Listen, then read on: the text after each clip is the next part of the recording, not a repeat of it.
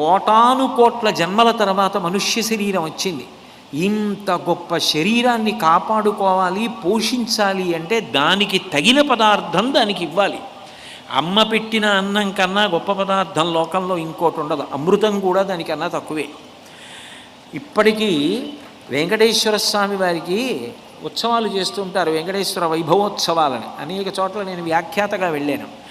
వెంకటేశ్వర స్వామి వారికి మొట్టమొదట జరిగే నివేదన ఏదో తెలుసా? వారి అమ్మగారు పంపించేటటువంటి పెరుగన్నం, అమ్మ పెట్టిన పెరుగన్నం వెంకటేశ్వర స్వామి వారు మొట్టమొదట తింటారు.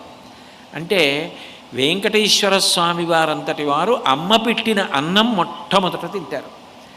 మనం అమ్మ పెట్టిన అన్నం తినడం, ఋతువులో లభించేటటువంటి పళ్ళు తినడం, పరిశుభ్రమైన ఆహారం తినడం, శరీరానికి ఎంతవరకు అవసరమో అంతవరకు తినడం, రుచి